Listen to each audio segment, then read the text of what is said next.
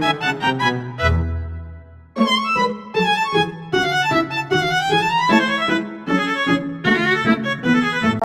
warahmatullahi wabarakatuh. Saya Widianti dengan NIM 21010200024. Di sini saya akan menyelesaikan UAS pada mata kuliah Teori Pengambilan Keputusan yang diampu oleh Bapak Ronald Aprianto.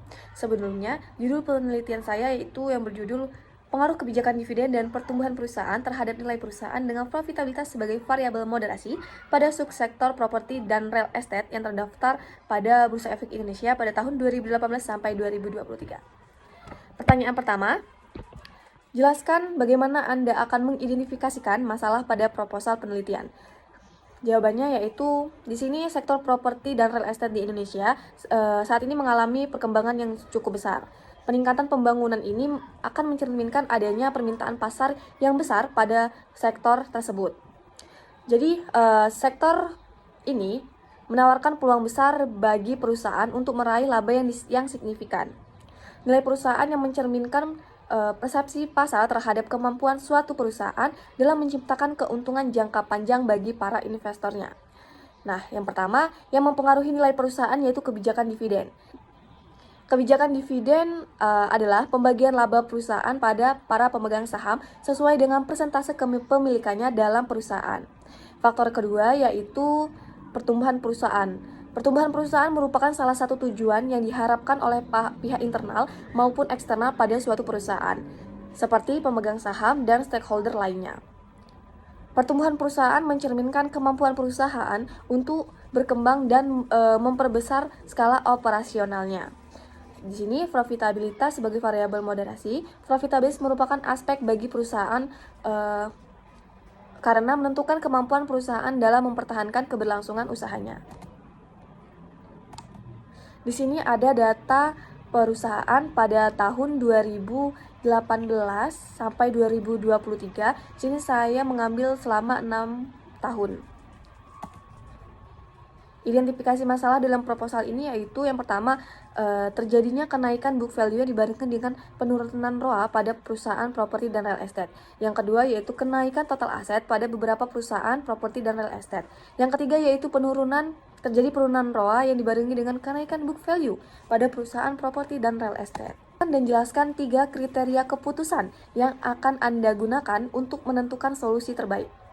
Ada 3 kriteria tersebut, diantaranya yaitu yang pertama, ada keseimbangan antara pembayaran dividen dan investasi untuk pertumbuhan perusahaan. Perusahaan membayarkan dividen terlalu tinggi, maka dana yang seharusnya bisa digunakan untuk ekspansi atau inovasi mungkin tidak tersedia. Jadi sebaliknya, pembayaran dividennya rendah atau tidak ada sama sekali dapat mengindikasikan perusahaan tidak memberi return yang cukup kepada pemegang saham, meskipun memiliki potensi pertumbuhan yang tinggi. Oleh karena itu, keputusan terbaik harus memperhatikan keseimbangan antara keduanya dengan mempertimbangkan industri dan tahap siklus hidup perusahaan. Yang kedua yaitu dampak terhadap struktur modal dan resiko keuangan. Pembayaran dividen yang tinggi dapat mengurangi dana yang tersedia untuk modal kerja dan investasi, sehingga meningkatkan ketergantungan pada hutang. Sementara itu, kebijakan dividen yang rendah atau tidak ada sama sekali dapat memperburuk persepsi investor terhadap resiko keuangan perusahaan. Oleh karena itu, analisis terhadap dampak dividen terhadap rasio utang dan kemampuan perusahaan untuk bertahan dalam kondisi pasar yang berubah adalah hal yang krusial. Ketiga yaitu pemegang saham dan tanggung jawab sosial perusahaan. Kriteria ini berfokus pada persepsi pemegang saham, baik yang lebih mengutamakan dividen reguler sebagai pendapatan pasif maupun yang lebih tertarik pada pertumbuhan nilai saham jangka panjang. Selain itu, perlu dipertimbangkan apakah perusahaan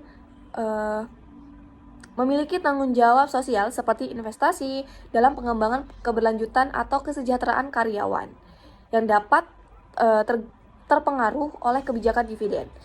Keputusan terbaik akan mempertimbangkan kebutuhan untuk memenuhi harapan pemegang saham serta bagaimana kebijakan dividen selaras dengan komitmen sosial di lingkungan perusahaan. Anda akan mengalokasikan bobot pada kriteria yang telah ditentukan. mengalokasikan bobot pada kriteria yang telah ditentukan. Yang pertama yaitu keseimbangan antara pembayaran dividen dan investasi untuk pertumbuhan, yaitu sebesar 40%. Keseimbangan ini menjadi kriteria yang sangat penting karena langsung berhubungan dengan kemampuan perusahaan untuk tumbuh dan berkembang. Jika kebijakan dividen terlalu tinggi, perusahaan mungkin kehilangan peluang untuk berinvestasi dalam proyek ekspansi atau riset dan pengembangan yang dapat meningkatkan keuntungan jangka panjang. Yang kedua, dampak terhadap struktur modal dan resiko keuangan, yaitu mempunyai bobot 35%. Kesehatan finansial perusahaan sangat tergantung pada struktur modal yang seimbang. Kebijakan dividen yang tidak tepat bisa mengganggu arus kas dan meningkatkan ketergantungan pada utang, yang pada gilirannya dapat meningkatkan resiko keuangan.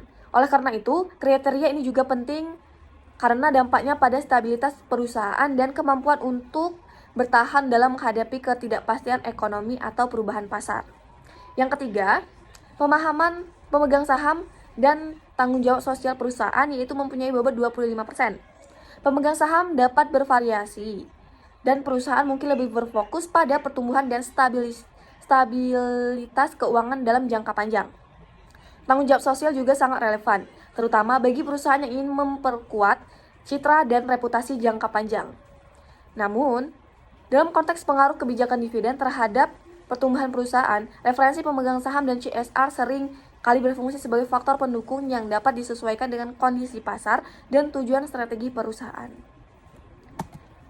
Soal yang keempat, yaitu sebutkan dan jelaskan minimal 3 alternatif solusi yang dapat diusulkan untuk mengatasi masalah yang tertulis dalam proposal penelitian.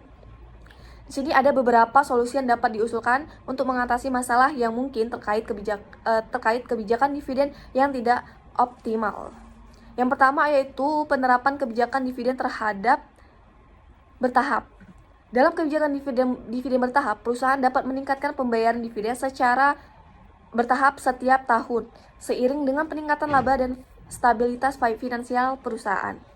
Hal ini mengurangi ketidakpastian bagi pemegang saham, sekaligus meningkatkan perusahaan untuk mempertahankan sebagian dari laba untuk diinvestasikan atau dikembangkan. Yang kedua yaitu kebijakan dividen berdasarkan laba yang diberbelanjakan.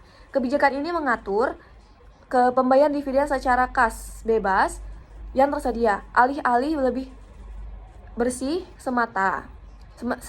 Hal ini memastikan bahwa perusahaan hanya membayar dividen jika memiliki cukup dana untuk melakukan tanpa mengorbankan rencana investasi jangka panjang atau arus kas operasional yang dibutuhkan untuk pertumbuhan perusahaan. Yang ketiga yaitu pembayaran dividen dengan sistem scrip atau dividen saham. Dividen saham adalah dividen yang dibayarkan dalam bentuk saham ditambahkan dengan uang tunai. Sistem ini memungkinkan perusahaan untuk mempertahankan likuiditas sambil tetap memberikan nilai kepada pemegang saham. Pemegang saham dapat memilih untuk menerima dividen dalam bentuk saham tambahan atau kas, tergantung pada referensi pemegang saham. Yang kelima, bagaimana Anda menganalisa alternatif tersebut? Jelaskan dengan metode relevan. Yang pertama yaitu analisis cost benefit atau biaya manfaat. Metode ini digunakan untuk mengevaluasi keuntungan dan biaya dari setiap alternatif yang diusulkan, baik dalam jangka pendek maupun jangka panjang. Dengan analisis ini, perusahaan menilai apakah manfaat yang diterima dari penerapan kebijakan dividen tentu lebih besar daripada biaya yang ditanggung, baik dalam hal pengurangan investasi ataupun potensi pertumbuhan yang terhambat. Yang kedua yaitu analisis rasio keuangan dan proyeksi arus kas. Dengan menggunakan rasio keuangan seperti rasio payan dividen, rasio pertumbuhan laba, rasio utang terhadap ekuitas, dan free cash flow perusahaan, kita bisa mengevaluasi dampak dari kebijakan dividen terhadap kesehatan finansial dan kemampuan perusahaan untuk tumbuh. Di sini proyeksi arus kas yang dilakukan untuk beberapa tahun ke depan juga dapat memberikan gambaran tentang sejauh mana alternatif tersebut dapat dipengaruhi terhadap likuiditas dan investasi. Yang ketiga yaitu analisis sensitif. Metode ini digunakan untuk menilai dampak perubahan variabel-variabel tertentu seperti laba, free cash flow, tingkat pertumbuhan terhadap hasil dari masing-masing alternatif kebijakan dividen. Dengan analisis sensitif, perusahaan bisa mengidentifikasi beberapa sensitif kinerja keuangan dan pertumbuhan perusahaan terhadap perubahan kebijakan dividen serta beberapa tahap terhadap ketidakpastian pasar atau kondisi ekonomi yang berubah. Yang keenam yaitu berdasarkan hasil analisa, bagaimana Anda menentukan alternatif terbaik? Jelaskan. Yang pertama yaitu evaluasi keseimbangan antara pembayaran dividen dan pertumbuhan perusahaan. Itu harus tetap mampu tumbuh dan berinvestasi sambil memberikan imbal hasil yang wajar bagi pemegang saham. Yang kedua yaitu analisis keuangan dan proyeksi arus kas. Ini penting untuk memastikan bahwa kebijakan dividen tidak merusak struktur modal dan kemampuan perusahaan untuk bertanggung jawab dalam jangka panjang. Yang ketiga yaitu resiko dan sensitivitas. Yang di sini yaitu ketahanan terhadap ketidakpastian pasar. Bagaimana kebijakan dividen dapat bertahan jika terjadi fluktuasi pasar atau kondisi ekonomi yang tidak menentu. Yang keempat di sini yaitu pemegang saham. Meningkatkan bahwa sebagian besar pemegang saham menginginkan return berupa dividen tunai. Kebijakan yang memberikan kepuasan ini lebih mungkin diterima. Yaitu jelaskan rencana alternatif yang dipilih. Kebijakan dividen berdasarkan free cash flow, yaitu rencana implementasi kebijakan ini akan dijelaskan secara rinci sebagai berikut ya. Tujuan kebijakan dividen berdasarkan free cash flow, yaitu kebijakan ini bertujuan untuk memastikan bahwa perusahaan hanya membayar dividen apabila memiliki cash flow yang cukup, sehingga tidak dapat mengorbankan investasi yang diperlukan untuk pertumbuhan ekspansi jangka panjang. Yang kedua yaitu prinsip utama dari kebijakan pembayaran dividen berdasarkan cash flow yang tersedia. Kebijakan akan dibayar hanya jika perusahaan memiliki free cash flow yang cukup untuk mendanai kegiatan operasional dan investasi tanpa mengorbankan pertumbuhannya. Yang ketiga yaitu prosedur implementasi perhitungan free cash flow. Di sini dihitung sebagai kas yang tersedia setelah perusahaan memenuhi sebuah kewajiban operasional dan investasi yang diperlukan. Di sini yang B yaitu penetapan rasio dividen. Setelah mengidentifikasi jumlah free cash flow tersedia, manajemen akan menentukan rasio dividen yang berkelanjutan yang akan bervariasi berdasarkan situasi keuangan tahunan. Yang selanjutnya itu pengomunikasian kebijakan kepada pemegang saham. Komunikasi yang jelas dan transparansi akan dilakukan kepada pemegang saham mengenai analisa kebijakan ini yang berfokus pada penciptaan pertumbuhan berkelanjutan. Soal yang nomor 8 yaitu sebutkan langkah-langkah yang akan Anda ambil untuk mengevaluasi kebijakan keputusan yang akan diambil. Di sini ada beberapa langkah yang dapat diambil. Yang pertama itu penetapan indikator kinerja. Yang kedua pemantauan dan analisis keuangan secara berkala. Yang ketiga yaitu evaluasi dampak terhadap pertumbuhan perusahaan. Yang keempat yaitu analisis fleksibilitas dan respon terhadap perubahan pasar. Yang kelima ya perbandingan dengan industri dan pesaing. Yang keenam yaitu laporan dan rekomendasi. Langkah-langkah ini untuk memberikan evaluasi dan menyeluruh terhadap kegiatan pemantauan dan yang konsisten dan menggunakan berbagai alat analisis.